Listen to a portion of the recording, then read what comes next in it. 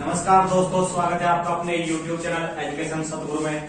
और आज हम फिर से हाजिर आपके सामने एक नई वीडियो के साथ में। जैसा कि आपको पता है, हम पढ़ रहे हैं परसेंटेज। पिछली वीडियो में मैंने परसेंटेज के बारे में बात की थी और आज हम पढ़ेंगे अगले टाइप के क्वेश्चन के बारे में, जो इस प्रकार से है। आय और व्यय पर, यदि कोई व्यक्ति कुछ रुपए खर्च कर देता है और उसके पास कुछ राशि बच जाती है, उसी के आधार पर वो क्वेश्चन पूछता है।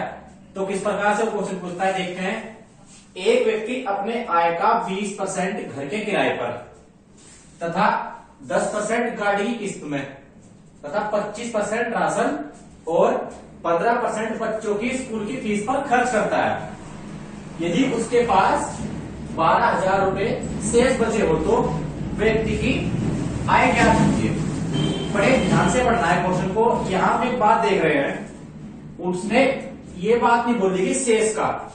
उस क्वेश्चन को हम इस तरह क्वेश्चन को अगले क्वेश्चन में डिस्कस करेंगे, लेकिन पहले इस तरह क्वेश्चन को देखते हैं। 20% घर के किराए पर, 10% गाड़ी पर और 25% राशन पर खर्च कर रहा है, 15% स्कूल की फीस पर खर्च कर रहा है। यदि उसके पास 12,000 रुपए बचे हो। अब बताइए कि किसी की भी जो इनकम होती है वो अपने आप में 100% होती है। यानी कि अगर कोई व्यक्ति, किसी व्यक्ति की आय 100% है, उसमें से वो कुछ खर्च कर देता है तो उसके पास जो राशि बचती है वो उसकी सेविंग है। और सेविंग यहाँ पर कितनी है, 12,000 रुपए शेष बचा रहा है। तो अगर मैं मान लेता हूं क्वेश्चन के, उसकी आय 100% थी। कितनी थी, 100%। कोई भी नंबर अपने आप में पहले 100% होता है, जिसमें हम कोई संख्या बढ़ाए और ना घटाए, तो वो क्या होता है, अपने आप में 100% होता है। तो हमने इसकी आय भी क्या मान ली, 100% मान ली। अब उसने क्या किया, उसने 20% घर के किराए पर खर्च किया। कितना, अगर मैं इसमें से 20% घटा दूं, ये किस पर खर्च किया उसने, घर के किराए पर, 10% गाड़ी पर। तो ये जो मेरी राशि है, ये खर्च की गई राशि, अगर मैं इसमें से घटा दूंगा तो मेरी सेविंग निकल जाएगी शेष। तो 20% तो घर के किराए पर, 10% गाड़ी पर और 25%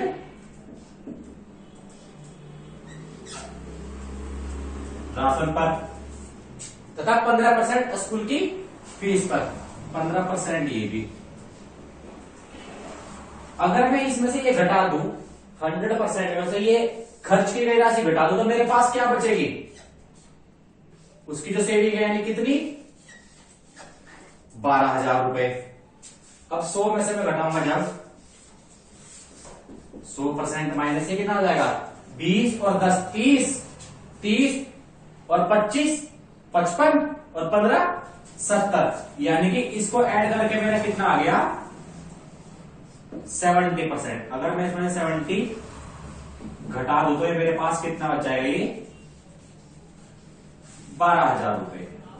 ठीक। और यहां कितना बच रहा है मेरे पास, 30%। यही 30% मेरे 12,000 रुपए के बराबर होगा कि नहीं होगा, होगा बिल्कुल।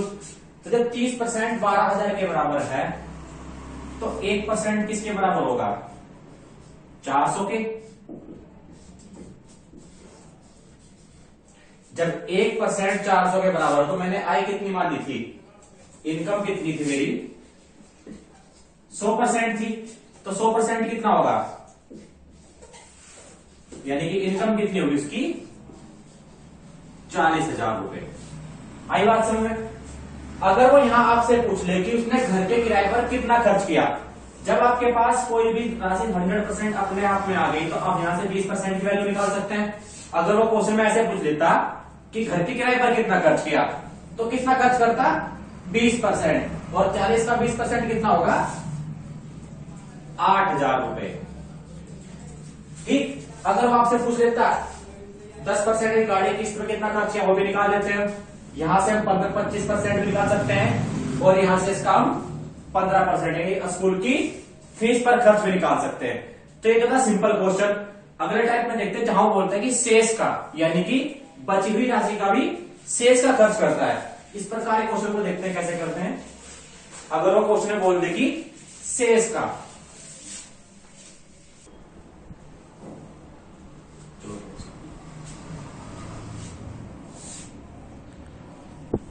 अगला क्वेश्चन है हमारा, कोई व्यक्ति अपनी आय का 20% खाने पर तथा शेष का 25%। यहां उसने एक बात बोल दी, शेष का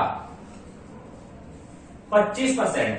पिछले क्वेश्चन में अगर आप ध्यान से देखा होगा आपने क्वेश्चन में, तो उसने कहीं भी ये बात नहीं बोली थी कि शेष का, तो हमने क्वेश्चन को आसानी से 100 मानकर कर दिया था। लेकिन इस बार उसने बोला है कि शेष का 25% घर के किराए पर तथा शेष का 30% बैंक में जमा करता है। यदि उसके पास 4200 रुपए नगद बचे हो तो व्यक्ति की आय ज्ञात कीजिए। तो आपने जैसे कि पहला क्वेश्चन देखा, उसमें कहीं भी उसने शेष नहीं बोला और यहां उसने हर बार शेष बोला है। तो ये बड़ा इंपॉर्टेंट है कि उसने शेष बोला है, तो क्वेश्चन हमारा ये क्या हो गया, चेंज हो गया। तो उसको कैसे करते हैं, अगर मैं आय को मान लो कुछ भी x मान लिया, मैंने उसकी आय क्या मान ली, माना व्यक्ति की इनकम क्या है, x है। अगर मैं 20% खर्च करता हूं, 20% की टैक्स मेरी कितनी है, खाने पर कितना खर्च किया,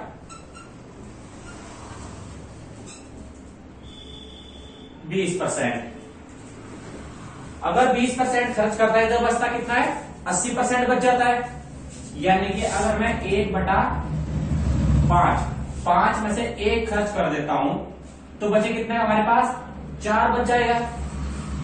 तो यानी कि अगर मैंने कोई इनकम हमारी 4 थी, 5 थी, 5 में से 1 खर्च करने के बाद में कितनी बच गई मेरे पास, 4 बच गई। ठीक, ऐसे उसने क्या बोला है कि घर के किराए पर, यानी घर पर कितना खर्च किया उसने, 25%। और मुझे पता है 25% की फ्रैक्शन क्या होती है, 1/4। यानी कि अगर मैं ये बात बोल लूं, 4 थे और 1 खर्च करता है तो बचे कितने हो गए मेरे पास, 3 बचे होंगे। यानी कि पहले अब 3 बच गए, 4 थे अब बच कितने गए, 3 बच गए। ऐसे ही 10% कहां खर्च किया उसने, सॉरी 30% कहां खर्च किया, बैंक में जमा कर दिया। जब उसने 30% बैंक में जमा कर दिया तो 30% की फ्रैक्शन, मुझे पता है 10% की फ्रैक्शन क्या होती है, 1/10 और 30 यानी कि 3 बार गुना, तो 30 की फ्रैक्शन क्या होगी, 3/10। आई बात समझ में। यानी अगर मेरे पास 10 थे तो 3 खर्च कर दिए, बचे कितने हो गए इस बार, 7। यानी कि मेरे पास 7 बच गए, 10 अगर थे।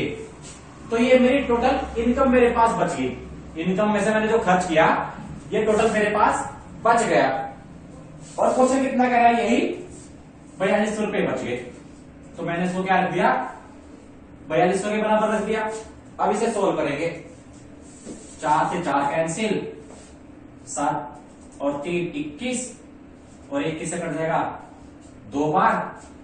तो यहां से x बराबर आ जाएगा मेरा 200 गुणे 5.50, यानी कि 5 की 10 करोगे कितना आ जाएगा, 50। अभी कितना हो गया मेरे पास,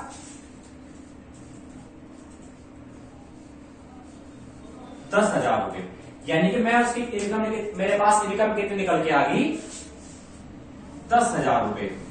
ठीक, तो देखा आप मेरे सोल्व करने का तरीका। इसमें क्या करना है, अगर मेरे पास मैं 20% खर्च कर रहा हूं, यानी कि 5 मेरे पास थे तो बचे कितने होंगे, 4। ऐसे जब 25% खर्च कर रहा हूं, अगर मेरे पास 4 थे तो बचे कितने होंगे, 3। ऐसे अगर मैं 30% खर्च कर रहा हूं, यानी कि 3/10, अगर मेरे पास 10 थे, 3 खर्च कर दिए तो बचे कितने होंगे, 7। और यही मेरी टोटल क्या होगी, सेविंग होगी। और क्वेश्चन कितना कह रहा है कि 4200 रुपए, तो मैंने यही 4200 रुपए रख दिया और इसको सोल्व करके एक्स की वैल्यू यानी कि अपनी उस व्यक्ति की इनकम निकाल दी। ठीक, ये तो था एक तरीका। इसी तरीके को मैं अगले तरीके से देखो, इसी क्वेश्चन को ध्यान से देखें। 20% की फ्रैक्शन थी मेरी 1/5, कितनी, 1/5। ठीक, यानी कि 5 में से 1 खर्च करूं तो कितना, अगर मेरे पास 5 थी, 1 खर्च किया, 4 बच गई। ठीक है, ऐसे ही अगर मैं देखूंगा 25%, तो 25% की फ्रैक्शन क्या होती है? 1/4। 4 थी, मैंने 1 खर्च कर दिया, यानी कि 4 अगर मेरे पास टोटल थी, 1 खर्च कर दिया तो 3 बची। आई बात समझ में? ऐसे ही मैं 30%, यानी कि 30% की फ्रैक्शन क्या होती है? 3/10। ठीक, अगर 10 थी, 3 खर्च कर दिया तो बचे कितने हो गए? यानी कि 10 मेरे पास थी, खर्च कर दी तो 7 बच गई मेरे पास। ये तो जो मेरी इधर इनकी मल्टीप्लाई और इधर इनकी मल्टीप्लाई करने से मुझे इनकी मल्टीप्लाई करनी है, ये ऐसा निकल के आएगा मेरा यहाँ पर। तो क्या मैं इसको, ये देखो जो 18 से काट कर 4 से 4 कैंसिल, इधर 50 और ये इधर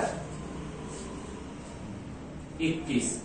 ठीक, ये जो मेरा रेशो निकल के आया, ये मेरा आया इनकम का रेशो, यानी कि अगर ये इनकम थी, पहले उसके पास 50 थे, तब 21 बच गए, यानी कि ये शेष रिमेनिंग। और मेरे हिसाब से शेष कितना बचा उसके पास? 4200 रुपए। अगर यही 21 पॉइंट मेरे 4200 के बराबर होंगी, कि शेष मेरे साथ कितना बच गया? 21। अगर उसके पास पहले 50 थे, अब कितना बच गया? 21। और 21 पॉइंट किसके बराबर है? यही 4200 के बराबर। तो मैं यहां 4200 के बराबर रख दूंगा, तो 1 पॉइंट मेरा किसके बराबर आ जाएगा? 200 के। और मेरे हिसाब से अगर 1 पॉइंट 200 का है, इनकम कितनी है? 50 पॉइंट, तो 50 पॉइंट किसके बराबर होंगे? 50 गुने 200, यानी कि 10,000।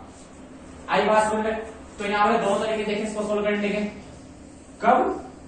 जब वो शेष बोल दे, यानी कि शेष का इनकम पर इतना खर्च कर रहा है और बचे शेष का 25% वहां और बचे शेष का 30% कहीं और खर्च कर रहा है। जब भी वो शेष बोल दे क्वेश्चन में, तो हम क्वेश्चन को इस तरीके सोल्व करेंगे। अगर वो शेष नहीं बोलता है, तो जितने टोटल उसने खर्च किए उनको ऐड करके 100 में से घटा देंगे और किसके बराबर रख देंगे? जो हमारे इसके पास सेविंग बची होगी। ठीक है, अगला क्वेश्चन देखते हैं। तो अगला क्वेश्चन देखते हैं। हमारा अगला क्वेश्चन बोल रहा है कि यदि कोई व्यक्ति अपनी आय का 20% खाने पर, शेष का 5% घर के किराए पर तथा शेष का 1200 रुपए, किसका? सॉरी, शेष का नहीं, तथा 1200 रुपए बैंक में जमा कर देता है। यदि उसके पास 14,000 रुपए शेष बचे हो, तो व्यक्ति की आय ज्ञात करनी। पहले क्या था? वो परसेंटेज में खर्च कर रहा था, लेकिन इस बार उसने क्या बोल दिया?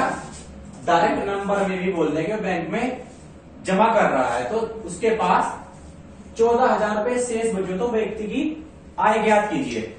तो टेंशन लेने वाली कोई बात नहीं, जो नंबर दे दिया है, हम इस प्रकार के क्वेश्चन को कैसे सोल्व करेंगे ये देखते हैं। मैंने वही, अगर मैं पहले तरीके से देखूं फर्स्ट मेथड से, तो मैं इनकम को क्या मानूंगा? इनकम को मैं मानूंगा x। अगर मेरी इनकम x है, उसने क्या बोला? 20% खाने पर खर्च कर दिए। अगर 20% खाने पर खर्च कर दिए, यानी खाने पर 20% खर्च कर दिए, 20% की फ्रैक्शन क्या होती है? 1/5। और 1/5 का मतलब है 5 अगर मेरे पास टोटल थी, मैंने 1 खर्च कर दी, तो बचे कितने होंगे? 4 बचेंगे, यानी कि 5 में से 4 बच गए। ठीक, यहां तक बात क्लियर है? फिर क्या बोलता है वो? 5% घर के किराए पर। 5% की फ्रैक्शन क्या होती है? यानी कि रेंट पर कितना खर्च किया उसने? 5% और 5% की फ्रैक्शन होती है 1/20।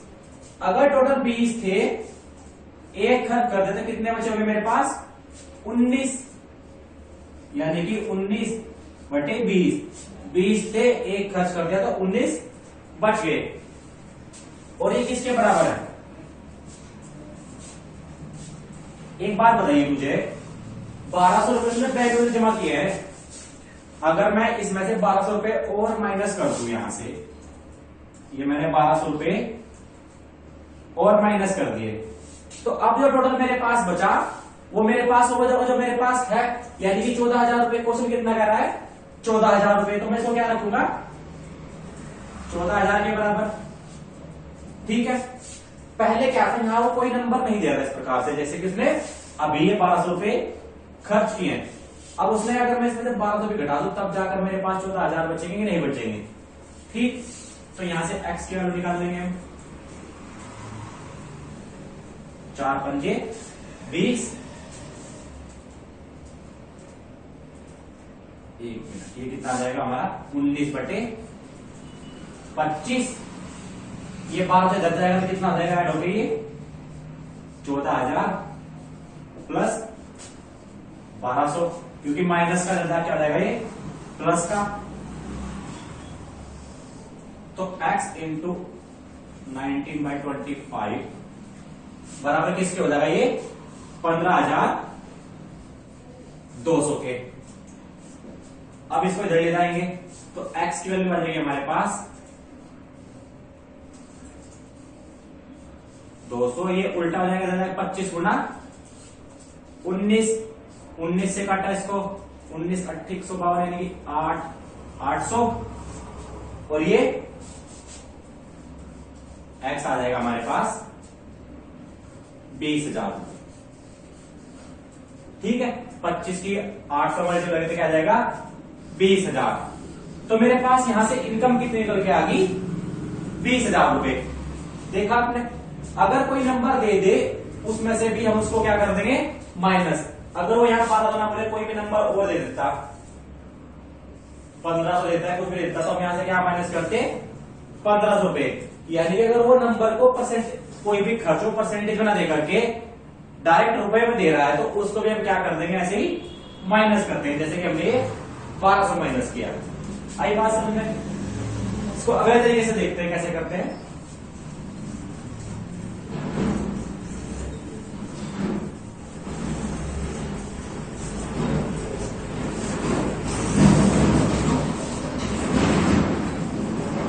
खाने पर कितना खर्च है अपने 20%, यानी अगर 5 टोटल उसके पास थे, एक खर्च करते कितना बचा हमारे पास 4 बचा होगा। वही अगर दूसरी तरफ में देखो दूसरी बार 5% खर्च किया उसने घर के किराए पर, यानी कि अगर उसके पास टोटल 20 था तो अब कितना बचा होगा 19। ये इधर आ जाएगी क्या उसकी इनकम और ये इधर आ जाएगी उसकी सेविंग। ठीक है,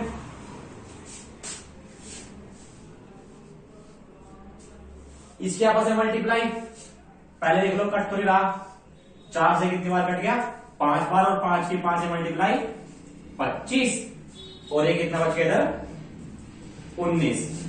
अगर उसकी आय 25 थी तो अब बचत कितनी रहेगी उसके पास 19, यानी कि मैं कह सकता हूं मेरे हिसाब से कितने बच रहे हैं 14,000 रुपए। एक बात और ध्यान दीजिएगा, अगर वो 1200 रुपए बैंक में ना जमा करता तो उसके पास कितने रुपए बचते, कितने बचते भाई 14,000 तो ये है उसके पास पहले से ही, और ये 1200 रुपए वो बैंक में ना जमा करता तो कितने रहते उसके पास 1200 और ऐड कर देंगे 15,200 रुपए। ठीक, यहां तक मेरे पास इनकम 5% किराए पर खर्च करने के बाद मेरे पास कितने बचते 15,200 रुपए, और यहां कितने बच रहे 19, यानी कि मैं कह सकता हूं कि 19 पॉइंट मेरे पास किसके बराबर है 15,200 के। तो एक पॉइंट किसके बराबर होगा 800 के, सो काटेंगे 8 बार तो 800 के होगा। मैंने इनकम कितनी मांगी थी 25, तो इनकम यानी कि 25 पॉइंट किसके बराबर होगा 800 गुना, थोड़ा सा ऊपर ही देता हूं दिखाई नहीं दे रहा होगा, यानी कि 25 पॉइंट मेरा किसके बराबर हो जाएगा यहां से 25 गुने 800 यानी कि 20,000। ठीक है, समझ में एक बात, अगर वो कोई भी नंबर आपको दे दे तो उसमें क्या कर देंगे हम उस कंडीशन से पहले जहां तक हमारे पास सेविंग बची होगी उसमें ऐड कर देंगे। ठीक, जैसे कि मैंने 14,000 में 1200 रुपए ऐड करके यहां लिख दिया टोटल 15,200 और ये 19 पॉइंट को 15,200 के बराबर रखा, एक पॉइंट आया 800 के तो 25,20,000 के बराबर। ठीक है, अगला क्वेश्चन देखते हैं। ये हो गया टाइप यहां पर। अगला क्वेश्चन देखते हैं। पिछले टाइप में मैंने पढ़ा कि किस प्रकार से हम क्वेश्चन को करते हैं जहां शेष बोल रहा हो और शेष नहीं भी दे रहा हो। अगला टाइप हमारा है चुनाव पर आधारित क्वेश्चन। बड़े ही बेसिक क्वेश्चन से शुरुआत करेंगे और धीरे धीरे इसमें सारे टाइप करेंगे जिस प्रकार से क्वेश्चन पूछे जाते हैं। सबसे पहला टाइप हमारा चुनाव पर आधारित क्वेश्चन में एक चुनाव में दो व्यक्ति ए तथा बी ने भाग लिया। अब जब दो व्यक्ति ने भाग लिया तो एक जीतेगा और एक हारेगा, ऐसा तो नहीं कहीं कि दोनों जीत जाएंगे। तो ए तथा बी ने भाग लिया। यदि ए को कुल मत का 55% मत प्राप्त हुआ हो, मैंने पहले बोला था चाहे तो वोट हो, किसी की इनकम हो या कुछ भी हो, अपने आप में क्या होता है वो 100% होता है, यानी कि 100% होता है। 55% मत प्राप्त हुआ और 900 मतों से जीत गया। कितने जीत गया? 900 से। अब देखते हैं कुल मत अगर हमारे पास 100% यानी कि 100% थी, ए को कितना मिला? ए को 55% मिला। जब 100 में से ए को 55% मिल गया तो बाकी जो बचे वोट होंगे किसे मिले होंगे? वो बी को, यानी कि यहां से बी को कितने मिले होंगे? 100 माइनस 55 कितने? 45%। 45% वोट किसको मिले होंगे? बी को मिले होंगे। अब यहां से देख लो कितने परसेंट जीत रहा हमारे हिसाब से 10% से, यानी कि मैं कह सकता हूं कि ए को बी से 10% वोट ज्यादा मिले और जितने ज्यादा मिले हो उतने वोटों से जीतता होगा, यानी कि 10% वोट से क्या हो गया? ए जीत गया। ठीक, लेकिन क्वेश्चन कितना कह रहा है? क्वेश्चन बोल रहा है कि 900 मतों से जीत गया। कितना से? 900 से। तो यही 10% मेरा किसके बराबर होगा? 900 के बराबर होगा। तो जब 10% मेरा 900 के बराबर है, अगर वो क्वेश्चन में उसने पूछा है कुल मत ज्ञात करे, कुल कितनी थी मेरे पास? 100, तो 100% किसके बराबर होगा? 9,000 के बराबर। अगर वो क्वेश्चन में ऐसा ना बोल के, कुल मत ना बोल के वो बोल दे कि बी को कितने परसेंट वोट मिले? 45% वोट मिले। किसका? 9,000 का। तो मैं 9,000 का 45% भी निकाल दूंगा। अगर वो ये पूछ ले कि ए को कुल कितने वोट मिले, तो ए को कुल कितने वोट मिले? 55%, तो मैं इसका 55% भी निकाल दूंगा। लेकिन उसने बोला क्या है कि कुल मत ज्ञात करें, यानी कि पूरी वोटिंग लिस्ट कितनी थी? वोटिंग लिस्ट हमारे पास थी 100% थी। ठीक है, तो ये था हमारा बेसिक क्वेश्चन जो हमने देखा, चुनाव पर आधारित क्वेश्चन। इससे अगली वीडियो में हम पढ़ेंगे, पूरी वीडियो आएगी कंप्लीट, जिसमें सारे क्वेश्चन हम चुनाव पर आधारित डिस्कस करेंगे, कैसे कैसे क्वेश्चन पढ़ते हैं और कैसे उनको सोल्व करते हैं। तो अगर आप आज की वीडियो आपको अच्छी लगी हो तो लाइक करना और शेयर करना वीडियो को ज्यादा से ज्यादा। और अगर अभी तक आपने हमारे यूट्यूब चैनल को सब्सक्राइब नहीं किया है तो हमारे यूट्यूब चैनल को भी सब्सक्राइब जरूर कर लें। धन्यवाद।